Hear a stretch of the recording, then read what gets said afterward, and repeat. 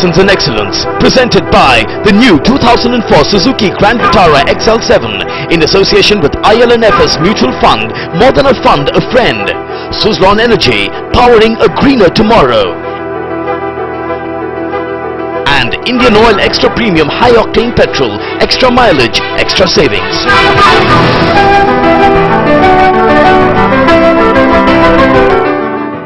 They exist in obscurity, often as struggling clones of a bigger name. Yet they survive. In the rule of three, they are the ditch dwellers.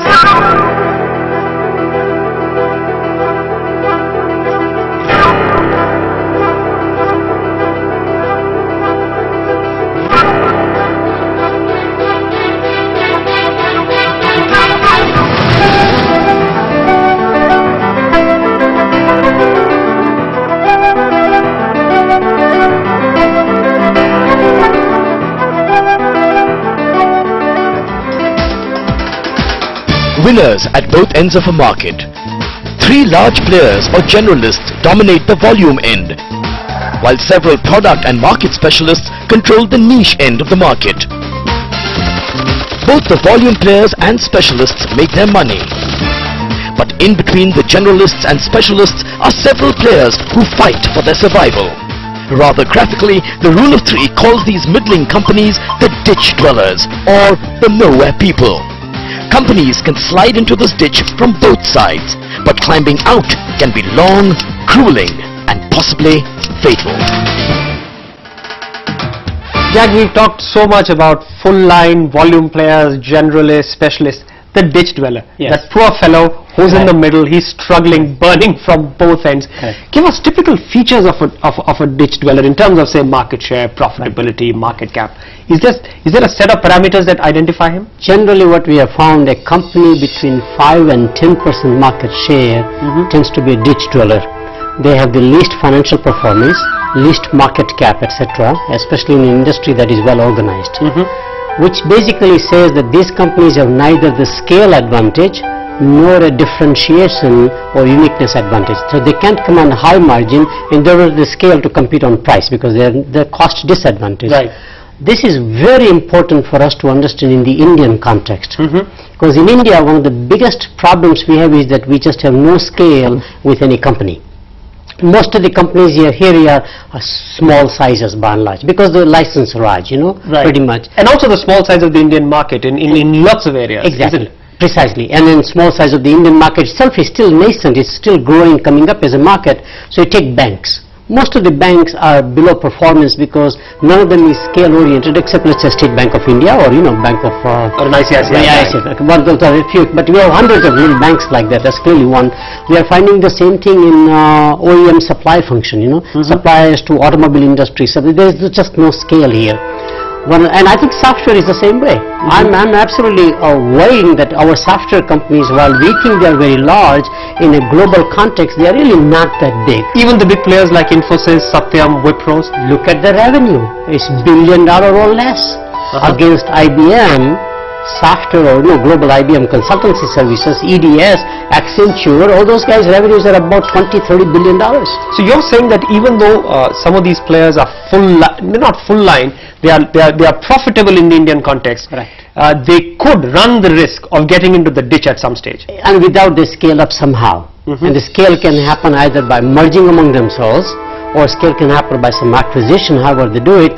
So I think scale is the biggest problem in India, and therefore with liberalization coming in, market economy, offshore competition, especially from China in many of those product categories where China is coming aggressively here, we feel that more and more companies on both sides, those who are full line without the scale and those who are niche players, both will be sucked into what we call the ditch. So both run the risk of. So the way out is scale up, mergers, acquisitions, and but that's the problem in India again. In India, most of these companies are family owned. They worry about succession planning. I have a son, I have a daughter, I have a son-in-law. what's his career, her career, and therefore they begin to hold on to the businesses. Most of them have tremendous pride in what they created, excellent success, but it's a 50-year-old success that they're still latching on to. It may not have the future. Try to brand a typical consumer successful brand that is family owned. There are like 20 owners behind that brand, and you have disputes after disputes. It's like, United Nations essentially trying to get something out of these people. Presented by the new 2004 Suzuki Grand Vitara XL7 in association with IL&FS Mutual Fund, more than a fund, a friend. Suzlon Energy, powering a greener tomorrow. And Indian Oil Extra Premium High Octane Petrol, extra mileage, extra savings.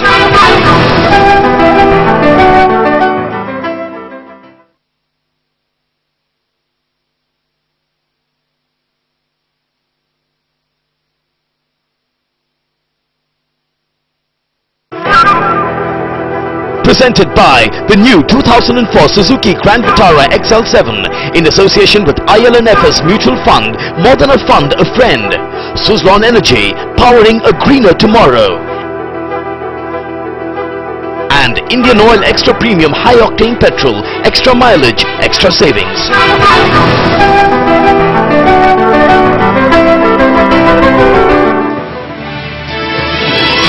They are the losers. In the rule of three, they are called the ditch dwellers. They are caught in the middle with nowhere to go. Their market share is often in single digits. Their profit margins are low.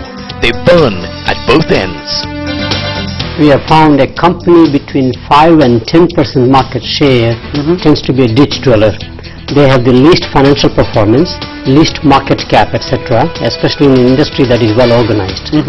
Which basically says that these companies have neither the scale advantage nor a differentiation or uniqueness advantage. Indian companies are specially vulnerable. Two forces are combining to keep them perilously close to the ditch. One, the Indian market is innately small in comparison to global markets. Two, the domestic economy has been prized open through the 90s, hurling Indian companies in direct competition with vastly stronger global competitors. Most of the banks are below performance because none of them is scale oriented except let's say State Bank of India or Bank of or an ICICI. One those are few, but we have hundreds of little banks like that. That's clearly one. We are finding the same thing in OEM supply function. Suppliers to automobile industry. So there's just no scale here.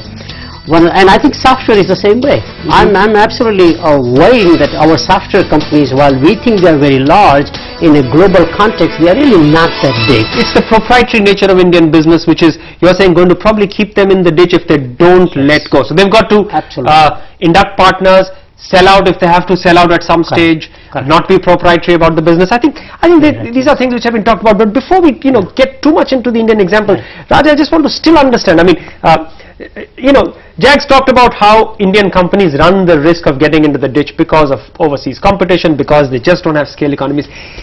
Give us a typical example of how do you get pushed into the ditch? Well, there are really two ways that it happens. You can come from the volume side or you can come from the specialty side. From the volume side, companies typically get pushed into the ditch by battles between number 1, number 2, or there happen to be 4 or 5 big players. Clearly number 4 and 5 are the first. So that's sort of a loss in the marketplace. That's right. To a large extent, understandable. Right.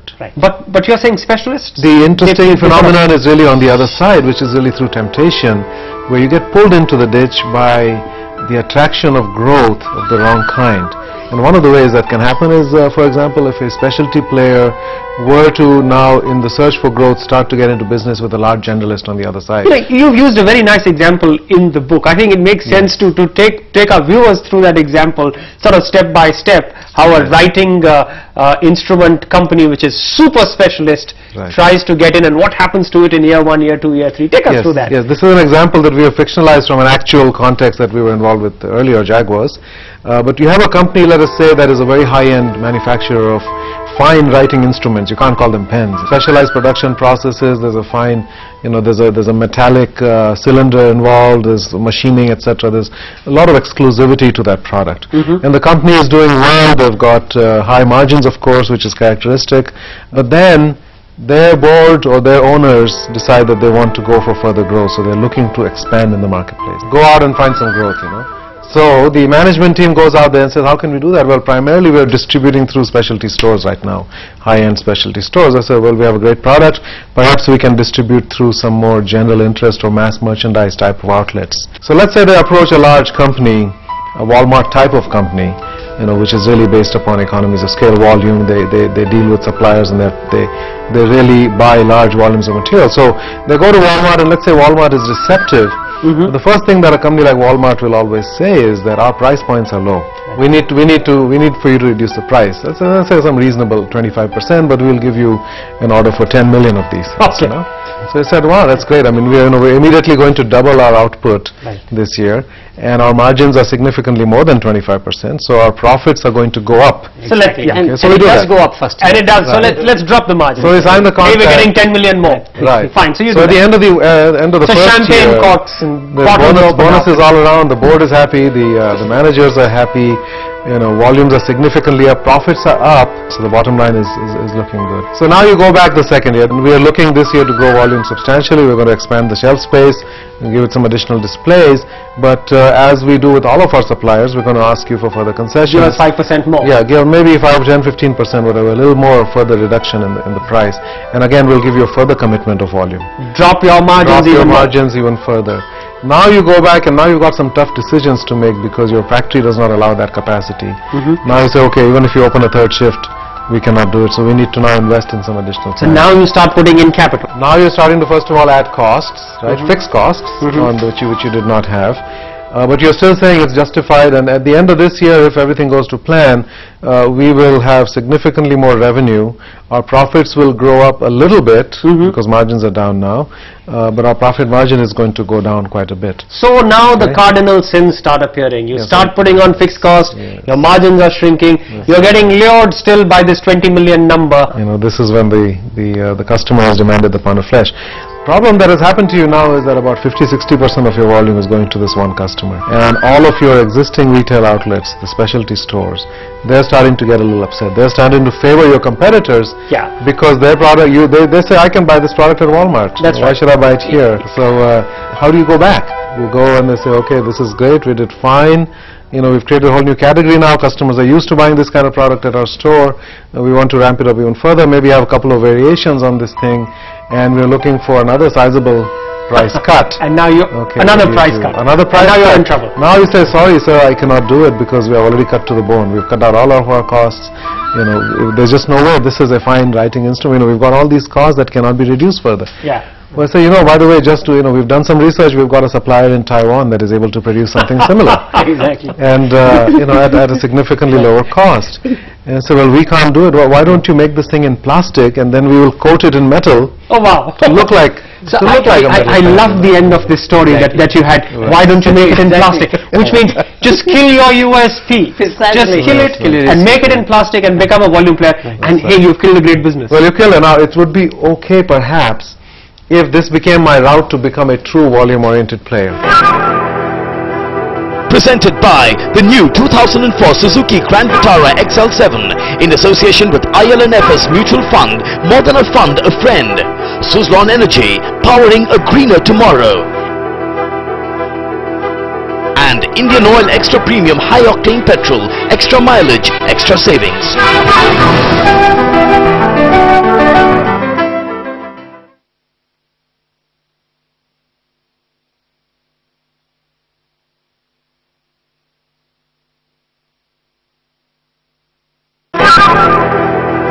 Presented by the new 2004 Suzuki Grand Vitara XL7 in association with IL&FS Mutual Fund, more than a fund, a friend. Suzlon Energy, powering a greener tomorrow. And Indian Oil Extra Premium High Octane Petrol, extra mileage, extra savings.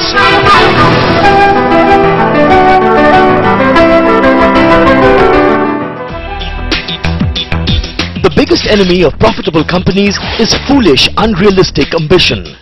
Volume players get pulled into the ditch by scaling up so fast that their growth scorches thin profit margins. Specialists fall into the ditch from the other side when they try to scale up into newer, lower profit markets, thereby leaving their high profit niche open to attack. Here's the fictionalized story of a super specialist high-end pen maker who sold its soul and destroyed its business in the quest for higher sales. Once upon a time, there was a pen called Calligraph. It was not a pen but a fine writing instrument. So Calligraph thought of expanding, and it approached a big specialty store, Megamart. Megamart welcomed Calligraph and said, "You produce great pens, but your prices are high. Drop your prices by 25% and we'll promise an order of 10 million. At the end of the first year, things looked good. There was a bonus, the volumes were up, the bottom line looked good. In the second year, Megamart told Calligraph, "Drop your prices by 15% and we'll give you double your order." So Calligraph had to cut its margins further. Its factory did not allow a 20 million capacity, so it made more investments. In the third year began the descent to hell. Calligraph was investing, but margins were shrinking. And to add insult to its injury, Megamart started to favor Calligraph's competitors. And then Megamart asked Calligraph to cut its prices further. A crestfallen Calligraph said, "Impossible." Megamart said goodbye. "Why don't you produce plastic pens?" And Calligraph had written itself into the dustbin of corporate history.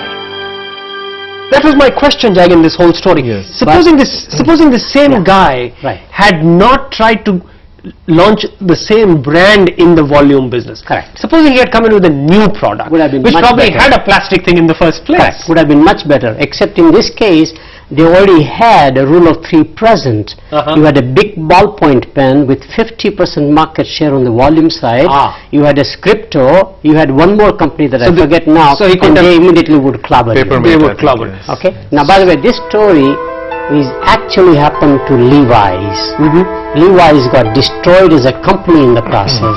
They were specialty jeans, doing very, very well. Went through specialty retailing. Suddenly they said, "We got to increase volume," because they're a public company, so they aligned with JCPenney and Sears. And guess what? They alienated their own specialty retailers in a shopping mall. You know, they are competing against each other that way. Then they said, "All right, what do? Well, we need to do outsourcing of our manufacturing because we don't have a labor cost right. We need to cut corners in our quality, etc." So you become cheap goods now all of a sudden. So the whole Levi's sex appeal is just gone. It's just gone. Precisely. So now you are in the ditch, and we are back to the Indian companies, and a lot of Indian companies are going to be faced with this dilemma, isn't it? Yes. Because you said the big problem they have is they don't have scale. Now you go in the quest of scale, you could make the same mistakes that the writing instrument fellow made or Levi's made. Yeah, you can make the same mistake unless the customer that you have aligned in the first place, and I'm finding that true in the Indian context in what we call the OEM supply business. If you are a plastics maker specifically for a given automotive company like Maruti, for example, or an offshore company, let's say Hyundai or somebody like that, and you have a similar when you are making some things for a Whirlpool, you know, in the appliance business, you can then, they can take you out all over the globe and you become a single source for them worldwide. In that case, you can survive pretty well, by and large. But generally, it's a very tough thing to do. So scale up in your business with the person that you are supplying to. Exactly. Don't try and conquer newer categories. Precisely. But then, you know, that begs the question that are Indian companies therefore condemned to be either ditch dwellers, and if they get out of the ditch, poor fellows can only get into super specialists? Can we not make a full line? We can make big generalists? No, we make a full line. Here are very good examples. Tata is already a number 2 tea company in the world through Tetley acquisition. Against obviously 2 other brands, Lipton and Brook Bond, owned by Unilever essentially. My view is that Tata can aspire to be a global player. It's a volume driven business. They have all of the core competency here. Right. Look at in Bajaj, you know, companies like Bajaj. I mean, we are the largest in terms of scooters and all the stuff they do, you know. But Bajaj just hasn't gone aggressively into the overseas market. That's the whole point. That if the competition is becoming globalized, then you have no choice but to globalize yourselves. Or become a specialist. Or become a specialist. Or stay in the ditch. So excellent, right, yes. So okay. So that's I mean, this has happened between US and Europe. Every time a European company has come aggressively into the US market, the American Whirlpool and Electrolux came in first into the US. Whirlpool, one of the first things they had to do was to go and challenge Electrolux in their home market. And that's the kind of thing, and the same thing happened between Fuji and Kodak. When I think Fuji probably entered the US market first. If Fuji had a protected home base from which to do that, Kodak had to go to Japan and attack them there as a way of equalizing. And by the way, just to add on this thing, Electrolux was a classic case where Whirlpool had the courage to go out and attack in Europe to slow down Electrolux. They bought a company in America, White Consolidated, and I was working on the project actually, and we told the CEO and the chairman, you have to go there, and they bought Philips as an install base by and large, right? Now, same thing Goodyear did not do when Michelin came successfully into America. Today, Goodyear as a number 3 global player is struggling. So you're saying, okay, the lessons therefore, in fact they're not lessons, they're literally, you're saying that's a writing on the wall for Indian companies. Stay in the ditch and struggle and or die, become a specialist, but if you really want to maintain your big, within your small context, your big presence, globalize, go out and conquer new markets. Otherwise you're going to have trouble. Precisely. So this is something that, as you said, the Tatas have done in tea, Bajaj can and could have done it earlier in two-wheelers. You're saying also the information technology companies like Wipro and Infosys now need to go out and make significant market acquisitions in the world outside. Otherwise, they become super specialists. They become super specialists. And they may also, it may also happen through mergers with other companies. It's not that they can go out and acquire and become by themselves. So they may simply have to become part of some global group. Without having the bulk and the scale domestically, you try to acquire globally. Each one of those companies goes out and acquires different companies. It does not work very well. Because domestically you don't have the scale. Companies that always win global market usually are companies that are dominant in the domestic markets. Unless you come from a small country like Sweden, Denmark, there is a different story, like Switzerland or something like that. But if you look at, this is where China is playing the game exactly right. So strengthen your home base, but have global ambition. Ranbaxy, Ranbaxy's or Dr. Reddy's. In pharmaceutical, we are seeing that happening. Industry has to have this hybrid between a monopolistic competition, which means which companies should be allowed to exist and thrive at the same time, and efficiency on the other side to serve the diverse market out there.